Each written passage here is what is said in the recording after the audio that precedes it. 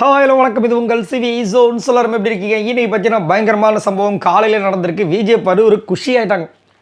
என்ன காலையில் இந்த அளவுக்கு குஷியாக இருக்காங்க இந்த பொண்ணு அப்படின்ற மாதிரி பார்த்தோம்.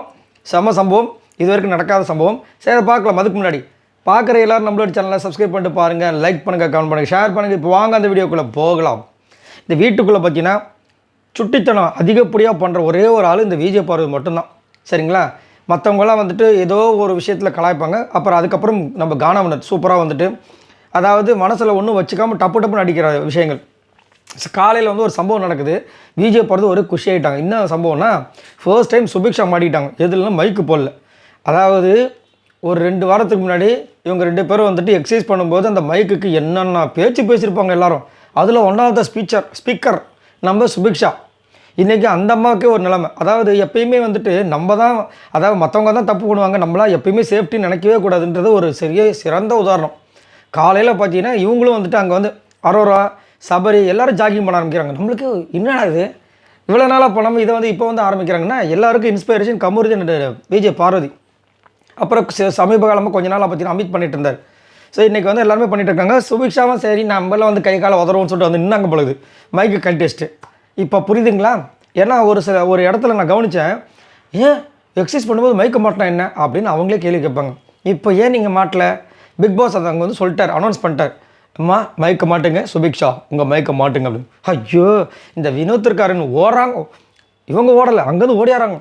யார் நம்ம விஜய் போய் மாட்டிக்கிட்டேன்னு கூடிய அரோரா ஓடிறாங்க. இது நான் 2 பேரும் சம காம்பினேஷனாக இருக்குதுன்னு வந்து 2 பேருமே சுபிக்ஷா கலாய்க்கிறாங்க. உள்ளே இருக்கிறவங்க எல்லாருக்கும் ஷாக். ஏன்னா இது வரைக்கும் சுபிக்ஷா எனக்கு தெரிஞ்சு ஃபஸ்ட்டு ஸ்டார்டிங் பண்ணியிருக்காங்க, ஆனால் நடுவில் பண்ணதே கிடையாது.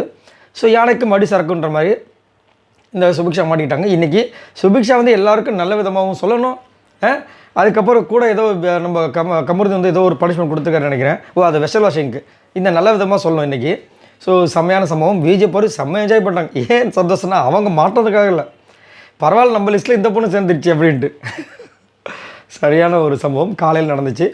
அதுக்கப்புறம் பார்த்தீங்கன்னா விஜய் பார்வதி, அதாவது அவங்க அம்மா வரும்போது செம்மையான ஒரு பிளானை ஒன்று எக்ஸிக்யூட் பண்ண போகிறாங்க. அது கண்டிப்பாக வந்து கமருதனுக்கு சரியான ஒரு ஷாக்கை கொடுக்க போகுது. நான் ரொம்ப ஈகராக வெயிட் பண்ணிகிட்ருக்கேன். பார்க்கலாம். இன்றைக்கி வந்துட்டு எனக்கு தெரிஞ்சு விஜய் பார்வதியோட அம்மாலாம் வர்றதுக்கு வாய்ப்பே கிடையாது. ஏன்னா அதெல்லாம் வந்து வெயிட்டான ஆட்கள். அது மட்டும் இல்லாமல் நம்ம வந்து ஒன்று புரிஞ்சுக்கலாம், டாப் 5ல் இருக்கிறவங்களோட விஷயங்கள் எல்லாமே பார்த்தீங்கன்னா ஃப்ரீ ஸ்டாஸ்கில் இருக்கிற ஃபேமிலிஸ் எல்லாம் வந்து கொஞ்சம் லேட்டாக தான் வருவாங்க. அதை நீங்கள் கவனிச்சிருப்பீங்க. அதுலேயும் குறிப்பாக பார்த்தீங்கன்னா டைட்டில் வினராக வரவங்களாம் வந்துட்டு லாஸ்ட்டு தான். அது முத்துக்குமரிலேருந்து ஆரியிலேருந்து எல்லாம் எடுத்து பாருங்கள், அர்ச்சனாலேருந்து எல்லாமே பாருங்கள் லாஸ்ட்டு வெயிட்டாக வச்சுருப்பாங்க. ஸோ என்ன நடக்க போகுதுன்ற அதுலேருந்தே பார்த்துக்கலாம், நம்ம தெரிஞ்சுக்கலாம். ஸோ நீங்கள் யாரோட ஃபேமிலிக்காக வெயிட் பண்ணிகிட்ருக்கீங்கன்றத சொல்லுங்கள். அதேமாதிரி நேற்று வந்து விஜய் பார்வதியை சாண்டாவோட குழந்தைகள் வந்துட்டு அவ்வளோ அந்யோன்யமாக பேசும்போதெல்லாம் சான்ஸ் இல்லை, வேறு லெவலில் இருந்தது. அந்த மாதிரி யார்கிட்டையுமே பழகல. அதுக்கப்புறம் சபரிக்கிட்ட போனாங்க. ஃபஸ்ட் ஆனால் சபரி எதிர்த்தாங்க. ஏன் அப்படின்னா, அவர் வந்துட்டு அந்த கேப்டன்ஷிப் டாஸ்கில் வந்து அவங்க அந்த பார்வதி ஆண்டியோட கண்ணை வந்து இது பண்ணிட்டால, டேமேஜ் பண்ணிட்டாலன்ற மாதிரி சொல்லிவிட்டாங்க அவங்க. ஆனால் சபரி வந்து அதுக்கப்புறமா அதெல்லாம் பேசி தீர்த்தாச்சு. பட் இருந்தாலும் அந்த தாக்கம் எப்படி இருக்குன்றதை சபரி உணர்ந்திருப்பார் அப்படின்னு நினைக்கிறேன். பார்க்கலாம். ஸோ இதை பற்றி உங்களோட கருத்துக்களை சொல்லுங்கள். பாய் நண்பர்களே.